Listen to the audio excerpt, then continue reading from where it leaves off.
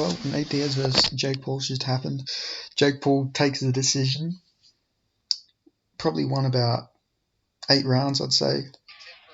But Nate won the fifth. No, not the fifth. I think it was the fourth round. And then Jake knocked him down. So yeah, that was actually a really entertaining fight.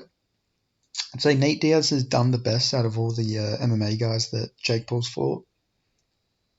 He took a lot of big shots too, Nate Diaz did. Like, he took an insane amount of damage. He got dropped in the fifth.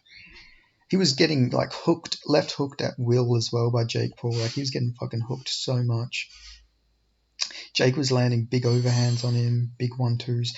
Was fucking hitting his body so much. Like, Nate Diaz took so many body shots this fight.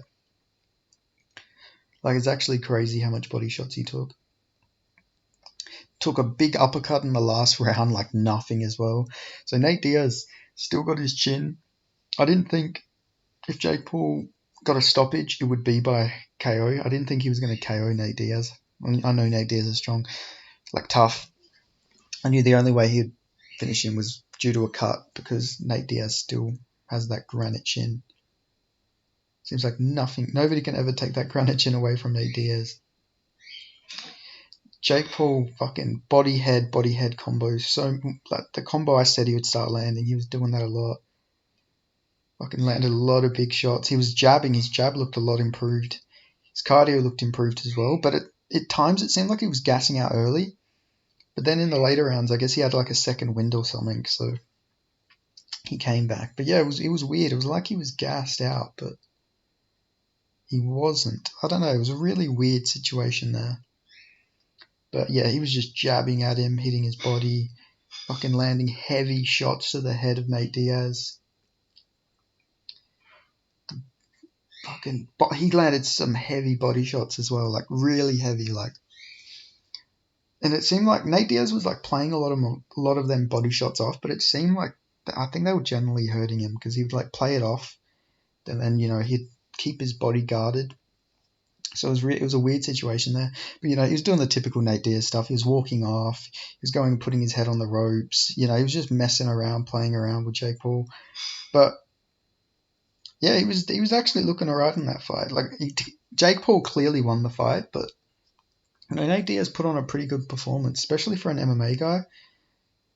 Like, like I said, he's definitely done he's better. He did better than Tyron Woodley, did better than Anderson Silva did better than Ben Askren by far.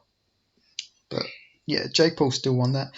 There was a funny moment where Nate Diaz actually went for a fucking guillotine in the 10th round, and yeah, that was pretty funny.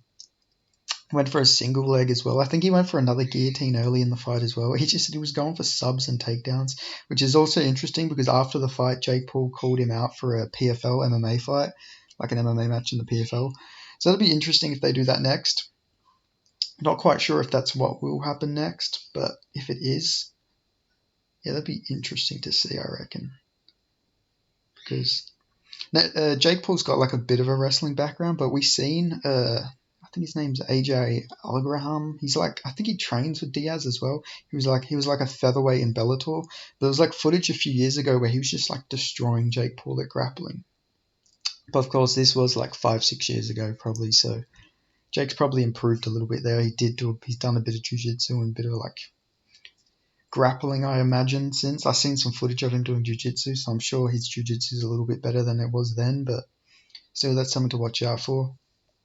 I don't know why you'd want Nate Diaz in MMA, because that just seems like a much harder fucking ask of him. Like, I don't think he'd beat Nate Diaz in MMA, but I guess you never know, because he's got that wrestling background, so maybe he can keep it standing against Nate. But also, it'd be interesting with the gloves to see how Jake's power is with 4-ounce gloves, because you'd have to imagine he'll punch even harder, so that'd also be interesting there. But yeah, fucking Jake Paul, he clearly won that fight. There's not really much else to say about that, but yeah, it was a weird performance. Like, Nate was looking really good, and he made Jake not look that good, but Nate Diaz always has that effect. Like, he made Leon Edwards not look good, and then now look, Leon Edwards is the UFC champion, so.